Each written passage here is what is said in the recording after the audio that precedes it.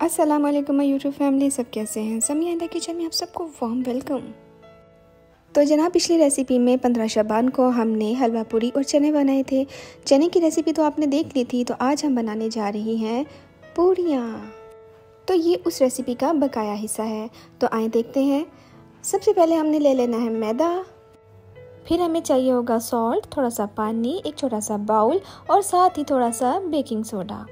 Quantity तो आप देख रहे हैं, और एक अदद छोटा सा लेमन।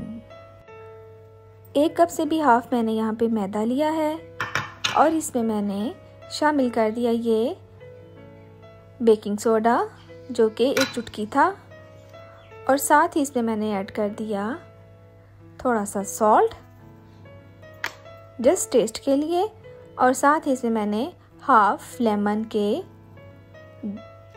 ड्रॉप्स डाल दिए। तो जनाब, बस यही थोड़े से इंग्रेडिएंट्स थे जो हमने इसमें शामिल कर दिए। इसके लिए ज़्यादा कुछ नहीं चाहिए। अब इसको हम अच्छे से मिक्स करेंगे, बहुत ही हल्के हाथों के साथ एक अच्छी सी डो रेडी कर लेंगे, और इसको अच्छे से गूंदने के बाद हम इसे ऑयल ग्रीस करके 1 घंटे के लिए छोड़ देंगे। ये देखें, ये डो चेक करने का तरीका है। इस पे मैंने ऑयल लगा दिया और इसे मैंने फिर राउंड अबाउट 1 आवर के लिए ऐसे छोड़ दिया। तो फिर 1 घंटे के बाद हमने बेलना लेना है, उसे भी ऑयल से ग्रीस कर देना है ताकि हमें पूरी बेलते हुए कोई दिक्कत ना हो। यहाँ से हमने पेड़ा लिया और इसे शेल्फ पे रख दिया, लेकिन शेल्फ पे भी हम थोड़ा सा ऑयल ग्रीस करेंगे ताकि हमारी रोटी अच्छी सी बेली जा सके। इस तरह से आप इसको रोल करके फिर आपने इसी में से पूरी के 4 पेड़े निकाल लेने हैं इस तरह से।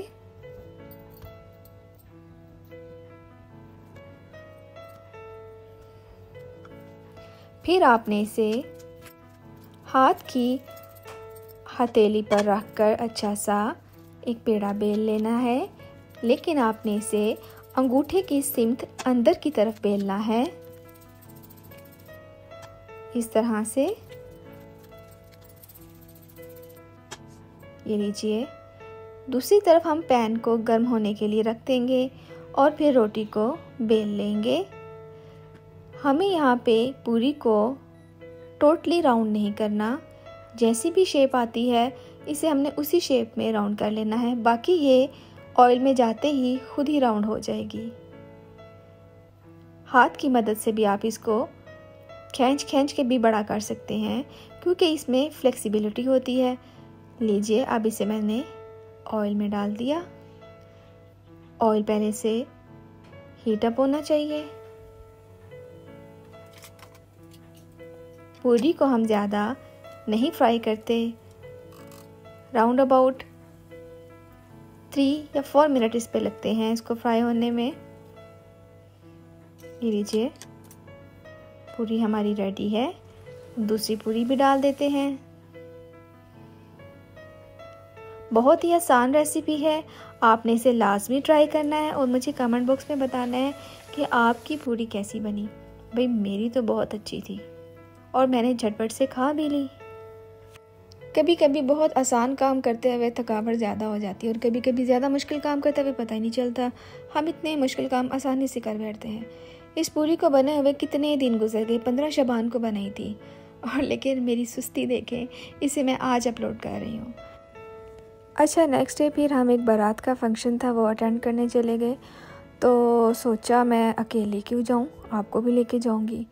इमरान मुझे बार बार कहे नहीं चलो अकेले चलो। मैं कहा नहीं सॉरी, मैं तो सबको लेके जाऊंगी अपने साथ। कहते अच्छा भाई ठीक है, डांट रहे थे मुझे।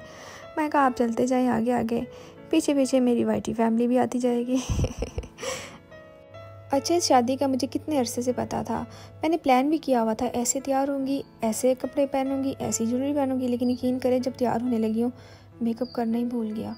अक्सर ऐसा होता है, वैसे मुझे बहुत आता है मेकअप करना, ट्यूटोरियल देख रही होती हूँ, लेकिन जब करने लगती हूँ यकीन करें भूल जाती हूँ यार कौन सा शेड अप्लाई करूँ, کون سا کلر دیکھوں یار، سمجھ نہیں آتی، پتہ نہیں ایسا کیوں۔ پھر وہاں پہ ایک آئے گیسٹ، ان کا جوتا خراب ہو گیا، میں نے کہا چلو یار اس کو بھی ذرا فوکس کر لیں۔ اکثر ایسا بھی ہوتا ہے کہ ایٹ اے ٹائم آپ کے ساتھ کوئی نہ کوئی ایشو بن جاتا ہے۔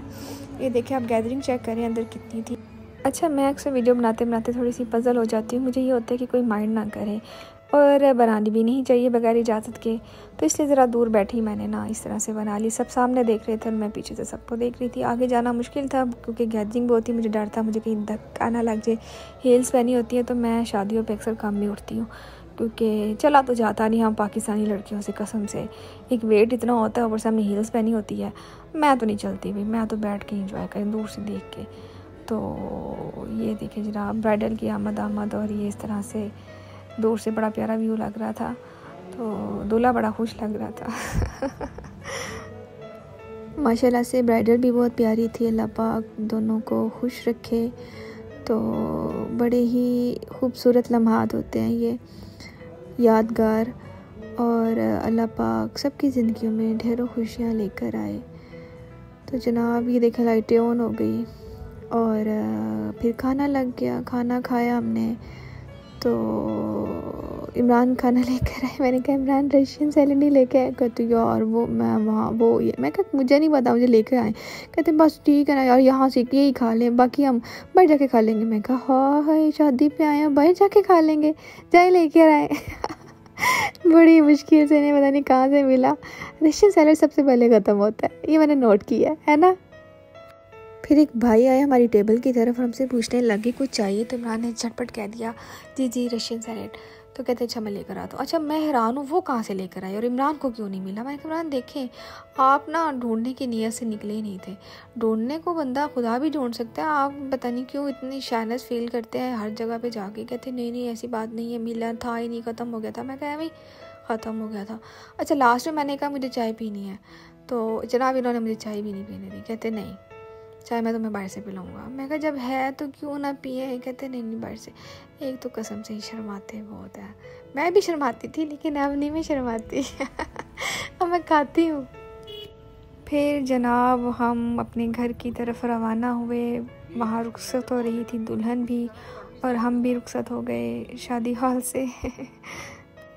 ٹائم بھی کافی ہو گیا تھا اور ہمیں گھر پہنچتے پہنچتے تقریباً رات کے 2-3 بج چکے تھے، اور نیند آنکھوں میں ایسے تھی کہ بس دل کر رہا تھا یار جلدی سے اڑ کے چلے جائیں اور سو جائیں گھر جا کر، کیونکہ یہ لیٹ نائٹ فنکشن پھر لمبا سفر کافی تھکا دیتا ہے۔ تو یہ تھا میرا چھوٹا سا ولاگ اور میری چھوٹی سی ریسیپی۔ آپ کو کیسی لگی مجھے کامنٹ باکس میں بتائیں، میرے چینل کو لائک کریں، شیئر کریں اور سبسکرائب کریں۔ پھر آؤں گی کسی اچھی سی ریسیپی کے ساتھ، تب تک کے لیے اللہ حافظ۔